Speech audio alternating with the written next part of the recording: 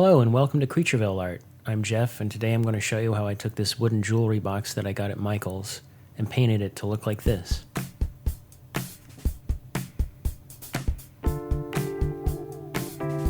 First I started by just taking the hardware off with a Phillips head screwdriver.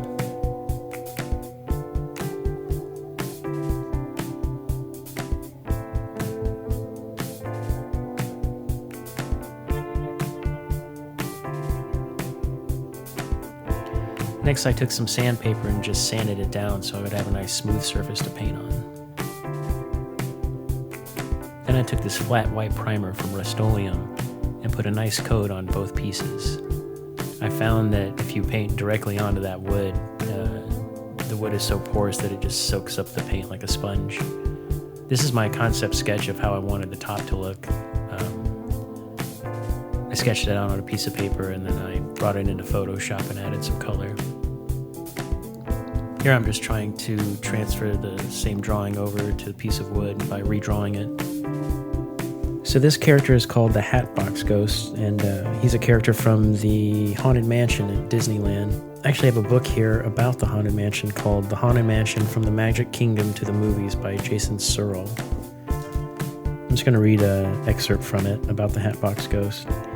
In a departure from some of Ken Anderson's early stories, Imagineers did not originally plan to leave the bride stranded at the altar. For a short period of time, she did have a groom, the infamous Hatbox Ghost, whose existence fans have theorized and argued about for years. The sinister groom character did indeed exist, but unfortunately for the bride, the honeymoon was over before it even began. He was originally going to be where the bride is now, Imagineer Tony Baxter explains. The bride was going to be in the exact opposite corner. In fact, for years, the Doom Buggy turned you directly that way so you could see her, but there was nothing to see because we had moved her to the other end of the attic. Now that spot is occupied by the playing harpsichord. The Hatbox Ghost just disappeared, the molds, the figure itself, everything. So all we have are photos and renderings. But why? Was he just too frightening? Was it his chilling visage that caused a reporter to have a heart attack to tie him into another unfounded urban legend? The true story isn't nearly as ghoulish. The Hatbox Ghost effect simply didn't work. As originally planned, the Hatbox Ghost stood near the attic's exit, leaning on a cane in his right hand and holding a hat box aloft in his left. With every beat of the bride's heart, his head disappeared from his body and then reappeared in the hat box, as it was described in the story and song from the Haunted Mansion. The illusion was created by a carefully timed lighting effect.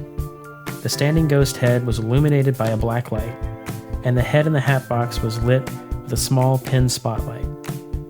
When the black light faded down and the pin spot came up, it did indeed look as though his head had vanished and reappeared inside the hat box. The effect was then reversed to the next beat of the bride's heart. Due to the guest's proximity to the figure and the attic's ambient light, it can never be dark enough for the effect to truly be convincing. The speed at which the Doom Buggies moved by the figure also ensured that there could never be enough time to run the entire gag. Although the Hatbox Ghost appeared during cast member previews and possibly even a soft opening to the general public, the figure was removed before the attraction's official debut, never to be seen again. So that book was originally published in 2003, and since then the Hatbox Ghost has returned to the Haunted Mansion. I'm going to read an excerpt from Wikipedia talking about it. It says, on April 10th, 2015, it was officially confirmed that the Hatbox Ghost figure will return to Disneyland's Haunted Mansion in May of 2015. It was later announced that the first day of the character's return would be May 9th, 2015. The 2015 installation of the Hatbox Ghost figure is a new animatronic designed to resemble the original. The new version's face is an animation that is projected onto the figure, similarly to the Constance the Bride figure. The character looks back and forth and narrows his eyes before his head dissolves into a mist and vanishes. As the head vanishes, a chuckle can be heard.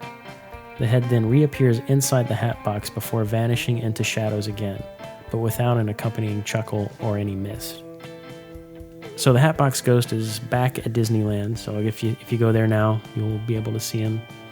The last time I went to the Haunted Mansion was 2011 or 12, so I haven't had a chance to see him in person, but I've always thought the character looked really cool, so I was trying to think of something cool to paint on this, and the Hatbox Ghost just popped in my head, and I thought, yeah, I'll just go with that. Okay, so on this painting right now, I added this little, I don't know what you would, I guess sort of, I was supposed to be sort of like a ghostly mist around him, the kind of weird wobbly shapes. I don't know if it really translated to that necessarily, but that was my intention. And the first thing I did, I just kind of went over and threw in some light flat colors, kind of watered down the paint a little bit, and just to kind of get some color on the surface. But right now I'm adding some highlights to the green part of the character's face, and also some shadows now.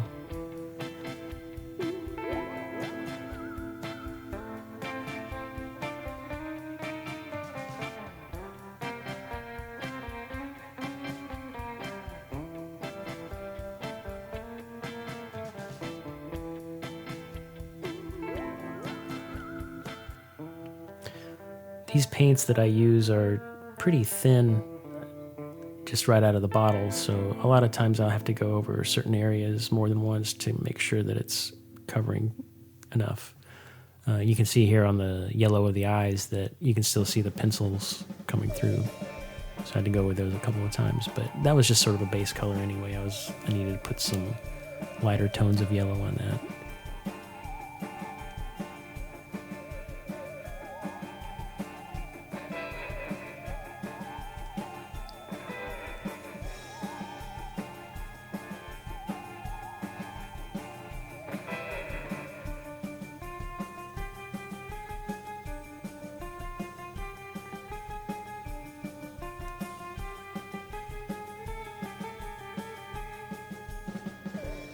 Now I'm trying to just make the background look a little more presentable.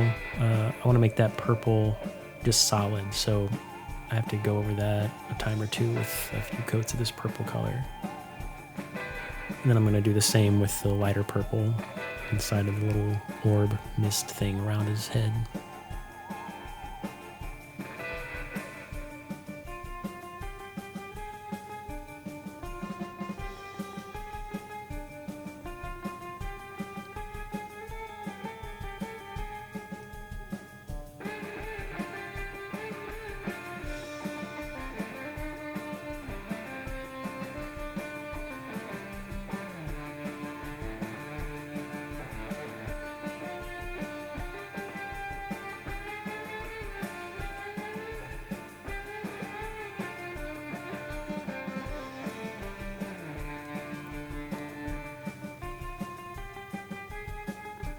So I sort of stumbled onto this way of painting a few years ago. A friend of mine, he asked me to paint these cornhole boards. He had bought some for a party we were going to have. We were going to have a Halloween party. And he asked me if I could paint some zombies or some kind of creatures on them. And so I said yes, and in order to do it quickly, I was like, look, it's not going to look that great or that polished. So I went over to his house and he had these things there, and I just took a pencil and just kind of very quickly and lightly sketched out the characters on the boards. And then I just took these same kind of cheap acrylic craft paints and just threw down some solid colors. And once I put all those solid colors down, I realized this doesn't look very good. It was almost like not as good as this painting looks now. And so I thought, I've got to do something to make this look a little bit better. So I thought, I'll take these home and then I'll just take some black paint and then I'll outline it as if it was a comic book. I have a background in drawing a lot of comic stuff, so I thought, well, I'll just do that. I'll put a black outline on it. Maybe that'll make it look a little bit better. And once I did that, I was pretty happy with how it looked. And I thought, wow, that's a pretty easy way to do this. or I liked the process anyway. And so ever since then, that's kind of how I've been doing a lot of my paintings is, I'll put the color down first and then I'll just do a black outline around everything. And you can see here I'm doing the black outline on this character.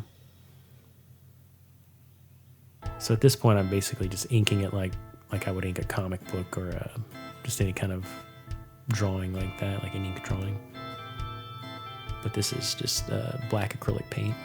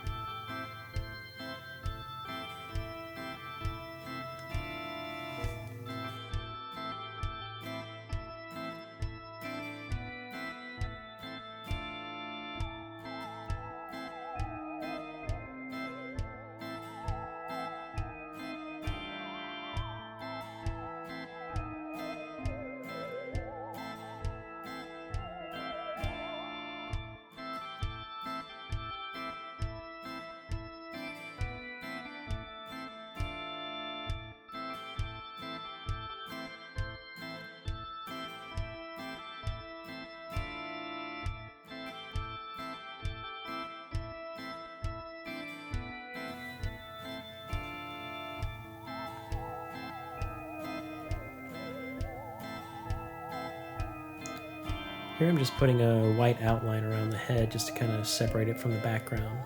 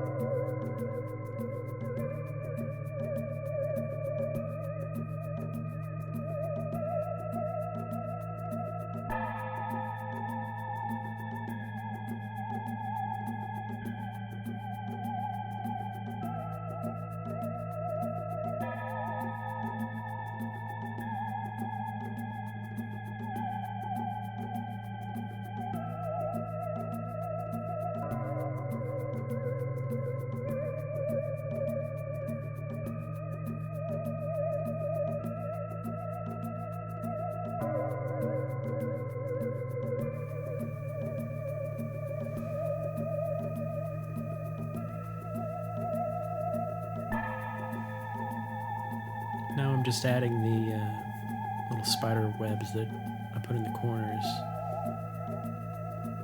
Sort of eyeballing it, really.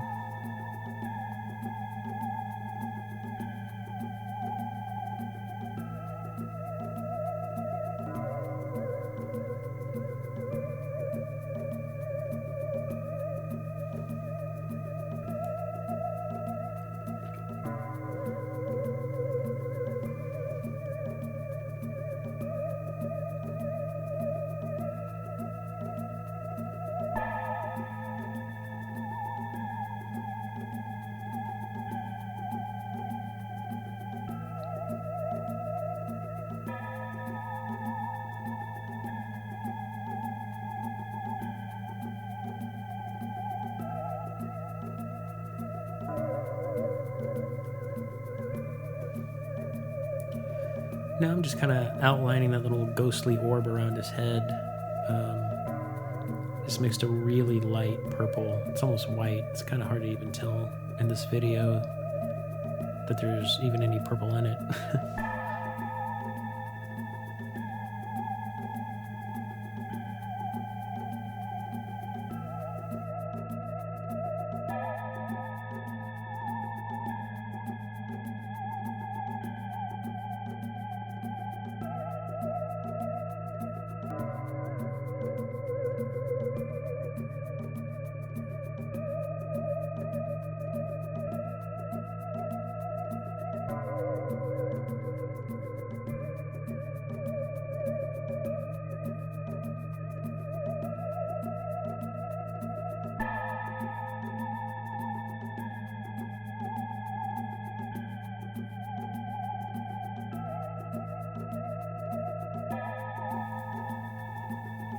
So there we go. The illustration is done on the top. There is a part that was just skipped that I didn't show, which was after I finished the illustration on the top, I sprayed it down with a matte varnish. The reason I did that was because I was going to put this tape on top to kind of mask it out while I painted the black around the edges, and I thought the varnish might help kind of keep the tape from ruining the paint. Like I thought the tape might peel the paint off. And you can see right here it actually did peel some of the paint off.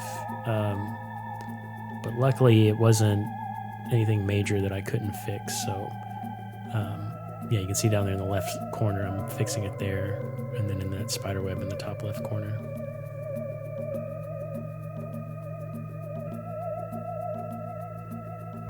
Now this is the bottom of the box.